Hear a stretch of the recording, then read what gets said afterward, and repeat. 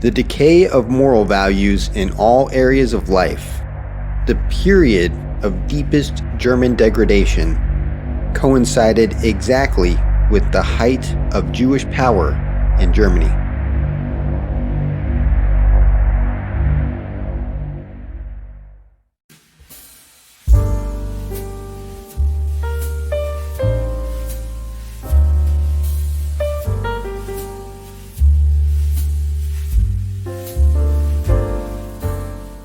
The Weimar Republic is the unofficial name that was popularized by Adolf Hitler of the German nation-state that existed from November of 1918 to March of 1933. It was named for the city of Weimar, Germany, where the constitutional assembly that established the new German Republic met. The official name of the republic was the German Reich.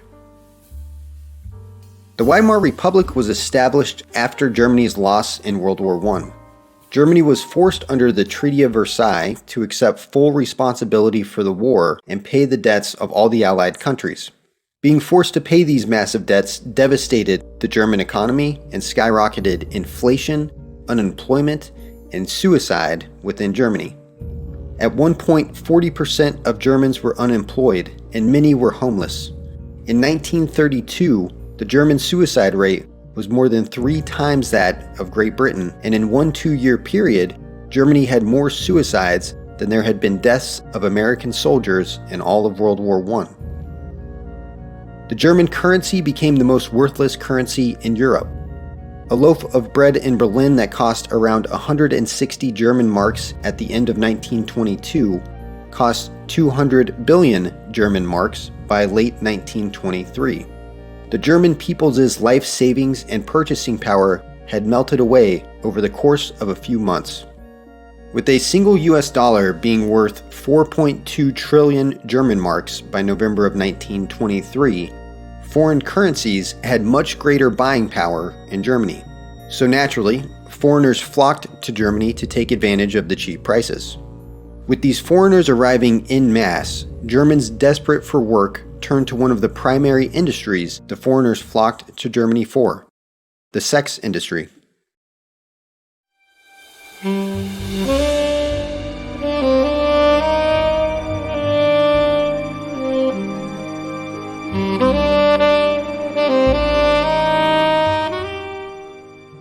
Germans began flocking to urban hubs in search of work, and no urban hub was more popular than Berlin.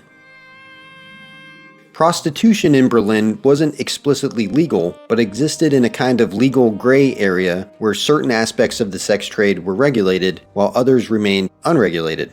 However, enforcement of any laws restricting prostitution were lax to non-existent. On any given night, up to 100,000 prostitutes would line the streets of Berlin. Every type of prostitute was available: midgets, pregnant prostitutes who lined up on the street according to how pregnant they were, prostitutes that purposefully tried to be ugly, prostitutes with acid-scarred faces, prostitutes with missing limbs, mother and daughter prostitute pairs, dominatrixes, even hunchback prostitutes. Interracial, intergenerational, forced or abusive sex acts were all available for the right price. There was also a large male prostitution industry, and homosexual men from across Europe came to Germany to pay for homosexual sex. And unlike most cities, Berlin boasted having not a single red light district, but multiple. Child prostitutes were bought and sold in Weimar Berlin in a booming industry. Advertisements for child prostitutes were even placed in German magazines and newspapers. A person could order a child, or any other type of prostitute for that matter, over the phone and have them a few short minutes later. British historian Sir Arthur Bryant describes throngs of child prostitutes outside the doors of the great Berlin hotels and restaurants. Bryant adds, quote, "Most of them, the nightclubs and vice resorts, were owned and managed by Jews, and it was the Jews among the promoters of this trade who were remembered in the after years." End quote.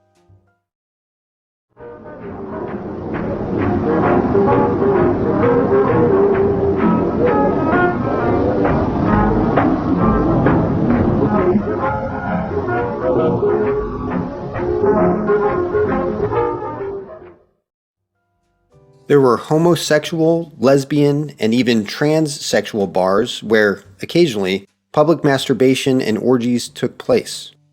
These homosexual bars weren't isolated or rare one-off outliers either. There were over 50 lesbian bars in Berlin and around 100 homosexual bars total. Drag shows and cross-dressing were commonplace in these bars. Sexual acts involving torture or acts bringing a victim close to death or even, in some instances, to death were performed in Weimar Germany, called Lustmord.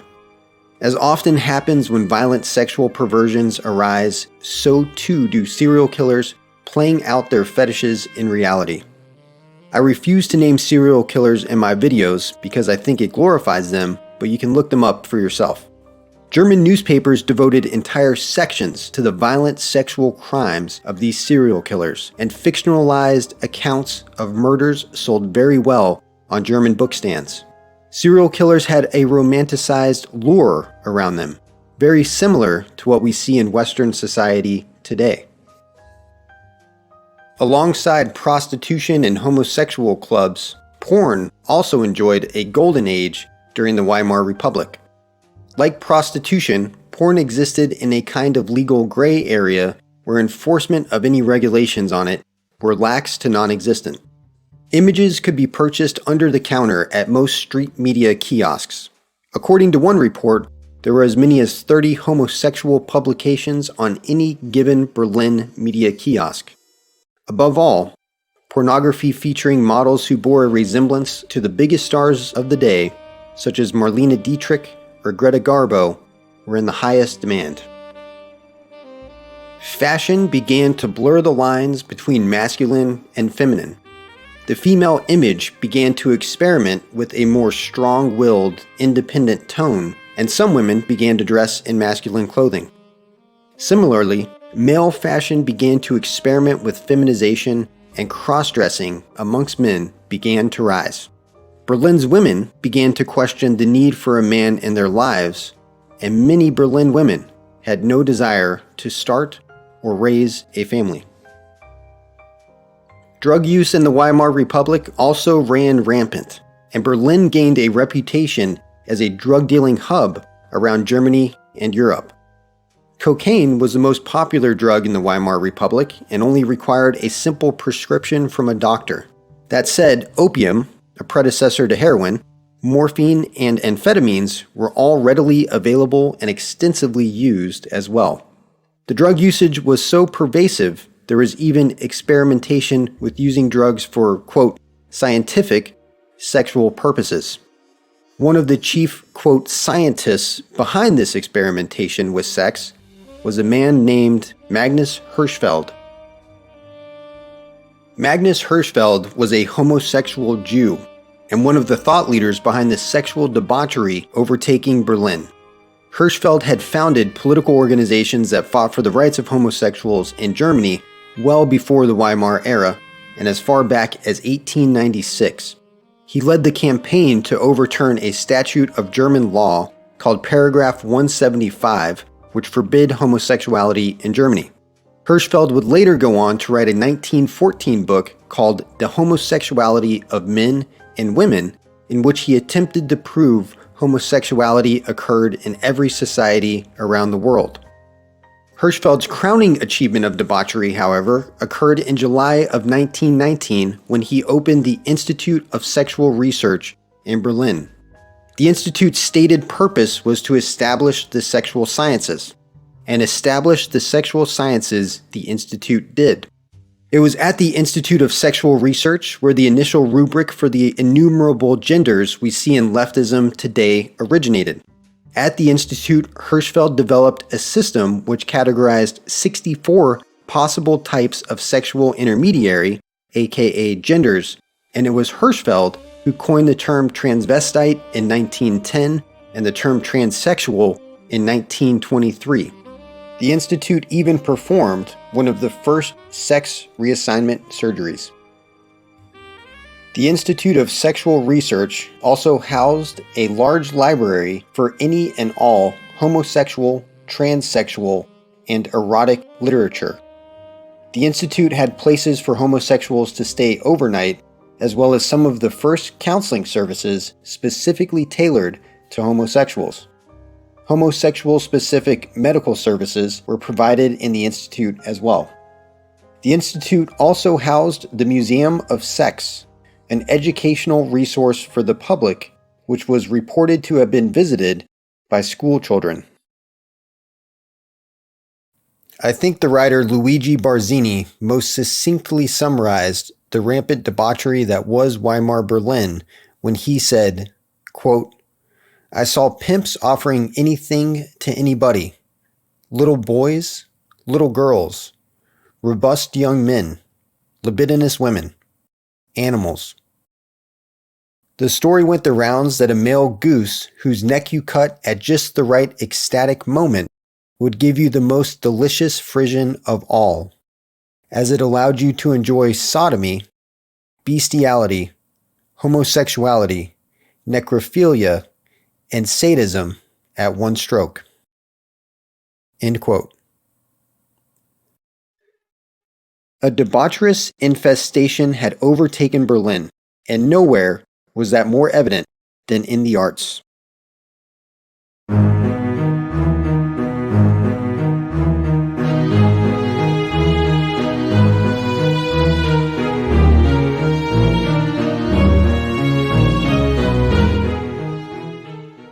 Art, music, and film in Berlin were overtaken by the sexual revolution and a move toward a Jewish-influenced anti-authoritarianism as well. The Berlin film industry started releasing risque and homosexual films. The world's first known homosexual film, Anders als die Andern, came out in Berlin during the Weimar era and is the story of a man falling in love with one of his male violin students. The film was written by and featured none other than Magnus Hirschfeld himself. Another film, called Mädchen in Uniform, is about a schoolgirl who falls in love with her female teacher. The two commence a forbidden love and eventually even share an on-screen lesbian kiss on the mouth. The film ends when this lesbian love is exposed and the protagonist attempts suicide. German expressionist cinema also came to prominence in the Weimar Republic. This form of cinema emphasized depicting the artist's inner emotions, no matter how crude those emotions may be, rather than attempting to replicate reality. Two of the three key figures for the German expressionist movement were the Jews Fritz Lang and Robert Wien. The expressionist film Metropolis was one of the biggest films of the Weimar era. Metropolis's content is emblematic of the anti-authoritarian and communist messages of German expressionist cinema. The film takes place in a futuristic city where a beautiful and cultured utopia exists above a bleak underworld populated by mistreated workers. When a privileged young man discovers the grim scene under the city, he becomes intent on helping the workers. He befriends a rebellious teacher, which puts him at odds with his authoritative father. The film was directed by the Jew Fritz Lang and produced by the Jew Erich Palmer. The credits of the films of the Berlin movie industry were also littered with Jews. In fact, in 1931, over 60% of German films were produced by Jews, and 82% of film scripts were written by Jews. In the art scene, a thoroughly anti-authoritarian and communist movement called Dada arose. The Dadaist movement was comprised of artists who rejected the logic, reason, and aestheticism of modern capitalist society, instead expressing nonsense, irrationality, and anti-bourgeoisie protests in their works. Dadaist works opposed any type of authority and made fun of far-right figures, including Hitler himself. According to Wikipedia, some sources claim the Dadaist movement was founded by a group of Jewish modernist artists. In music, one of the most popular singers of the day was a woman who is largely regarded as the first official lesbian of Berlin, named Claire Waldorf. Waldorf dressed masculine and made no secret of her sexuality while actively trying to convert other culturally important women to become lesbian. One culturally important woman Waldorf succeeded in converting to bisexuality was one of the biggest movie stars of the day, Marlene Dietrich. Marlene was famous for pushing social norms and sometimes wore a tuxedo, helping to erode the image of traditionally masculine and traditionally feminine roles. Marlene credits Claire Waldorf as, quote, introducing her to lesbian love. Marlene was openly bisexual and an icon for homosexual women around the world when no other homosexual icons existed. One newspaper dubbed Marlene perhaps the busiest and most passionate bisexual in theatrical Berlin.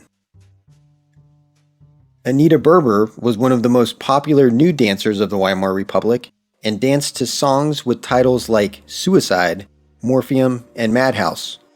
One of her husbands was also openly homosexual.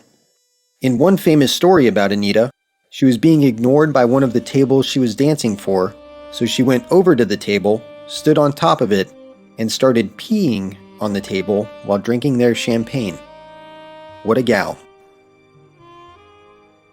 One aesthetic element I think tends to be overlooked in most writings on social decay is architecture.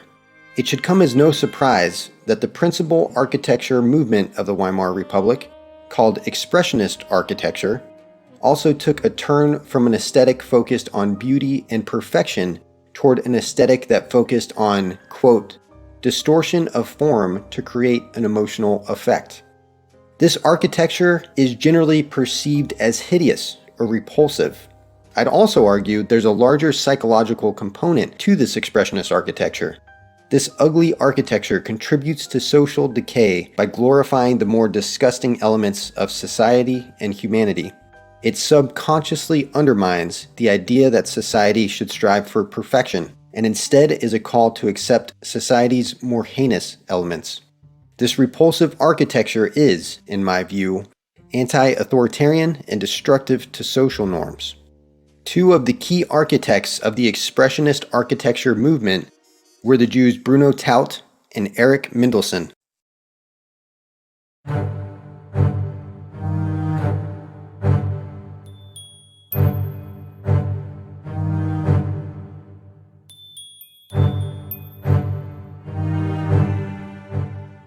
One of the key factors in Hitler's rise to power was his opposition of the Jewish influence inside Berlin. As such, this video would be incomplete without looking at the Jewish influence that existed inside Berlin, or possibly more importantly, the German public's perception of the Jewish influence inside Berlin. Here are some of the figures I think best illustrate the Jewish overrepresentation in the Weimar Republic. All these figures should be viewed in consideration of this fact. Jews made up less than 1% of the German population in the years of the Weimar Republic. In politics, the author of the 1919 German Constitution was the Jew Hugo Preuss. 1/4 of the members of the 8-person Council of the People's Deputies that established the Weimar Republic were Jews, Otto Landsberg and Hugo Haus. The main competing faction against the official Weimar government was headed by the Jew Kurt Eisner. The SPD, or Social Democratic Party of Germany, was the political party that primarily ran the Weimar Republic. 22% of the entirety of the SPD were Jews. The SPD's main political theorist was a Jew, Edward Bernstein. Two of the political thinkers most respected by the SPD were Jews, Ferdinand Lassalle and Leopold Sonnemann. SPD's, quote, foremost theoretician of this century was the Jew Rudolf Hilferding. SPD key figure, industrialist, and political thinker Walter Rathenau was a Jew. The vice president of the Berlin police was the Jew Bernhard Weiss. In the first Weimar administration, Vice Chancellor Eugene Schiffer was Jewish, as was Weimar Interior Minister Erich Koch-Wesser. 15% of the members of the Reichstag, or the German parliament, were Jewish. In addition to all this, a large number of the members of the political elite of the Weimar Republic were Jews. To name a few, Rosa Luxemburg, Paul Levy, Ernst Toller, Erich Mühsam, Gustav Landauer, Eugene Levine, and Karl Radek. In the press, the Holstein Press was the publisher of many of the largest German newspapers and was owned by the Jew Holstein. The Berliner Illustrierte Zeitung was one of the largest German newspapers. It was published by the Holstein Press, and its chief editor was the Jew Kurt Korff. The Vossische Zeitung was another of the largest German newspapers and was published by the Holstein Press. Its chief editor was the Jew George Bernhard. One of the other largest newspaper publishers was the Jew Rudolf Maas. The Berliner Tageblatt was the largest of Rudolf Maas's newspapers, and its chief editor was the Jew Theodor Wolff. Editor-in-chief of the SPD's party paper, Vorwärts, was the Jew Friedrich Stampfer. In the arts, the Jew Erich Palmer was a German-born film producer and executive. According to Wikipedia, quote, Palmer was perhaps the most powerful person in the German and European film industries in the 1920s and early 1930s. In 1931, over 60% of German films were produced by Jews, and 82% of film scripts were written by Jewish writers. Two of the three key figures for the largest film movement of the Weimar era, the German Expressionist movement, were the Jews Fritz Lang and Robert Wien. Two of the key architects of the Expressionist architecture movement were the Jews Bruno Taut and Erich Mendelsohn. Some of the most influential producers, directors, and actors in Weimar cinema were Jews as well. To name a few, Paul Davidson, Joseph Mandel, Jules Greenbaum, Max Reinhardt, Joseph von Sternberg, Fritz Kohn, Otto Walberg, and Peter Lowenstein. To conclude the arts, some claim the anti-authoritarian and thoroughly communist Dadaist movement was founded by a group of Jewish modernist students. In the sex industry, Magnus Hirschfeld was Jewish. He was dubbed the, quote, Einstein of sex. He was president of the World League of Sexual Reform and, of course, founder of the Institute for Sexual Research. Ivan Bloch was Jewish and is often called the first sexologist. And finally, as quoted by Sir Arthur Bryant earlier, quote, most of them, the nightclubs and vice resorts, were owned and managed by Jews, and it was the Jews among the promoters of this trade who were remembered in the after years. End quote. A quick note on these next 5 points. These are not official numbers and are from an NSDAP piece that was distributed in Weimar, Germany. I'm including these numbers because, although I can't be completely sure of their accuracy, I think they most likely do generally represent the amalgamations of Jewish power in Weimar society. And, at the very least, these numbers represent the German public's perception of the Jewish amalgamations of power in Weimar society. 56% of notaries were Jews.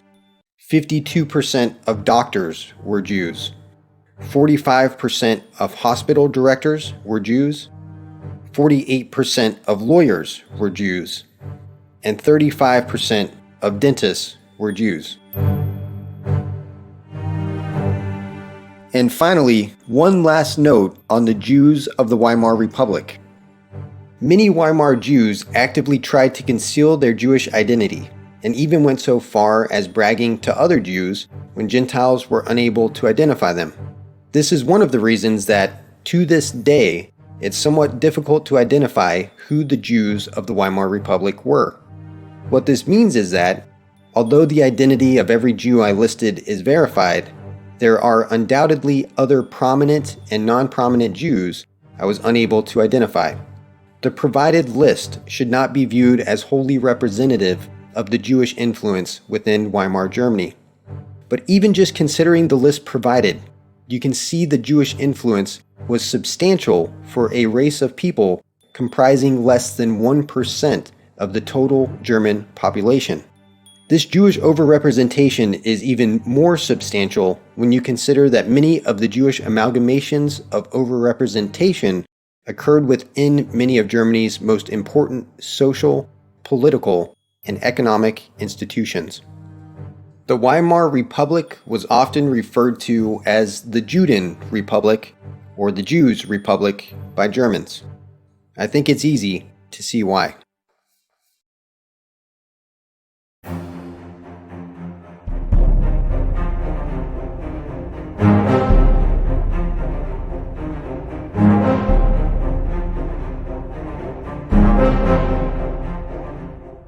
After Hitler's rise to power in 1933, Goebbels and the Brown Shirts began shutting down the homosexual dive bars that had risen to prominence during the Weimar Republic.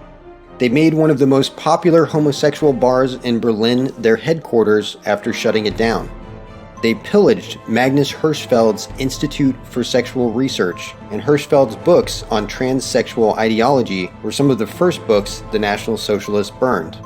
From Wikipedia itself, the books the National Socialists burned were writings on sexuality and sexual education which served the egocentric pleasure of the individual and thus destroy the principles of race and Volk, pornography and explicit literature, pacifist literature, all books degrading German purity, literature by Jewish authors regardless of the field, popular entertainment literature that depicts life and life's goals in a superficial, unrealistic, and sickly sweet manner based on a bourgeoisie or upper-class view of life.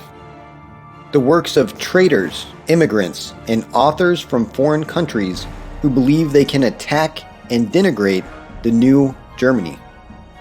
The literature of Marxism, communism, and Bolshevism. Literature with liberal democratic tendencies and attitudes, and writings supporting the Weimar Republic.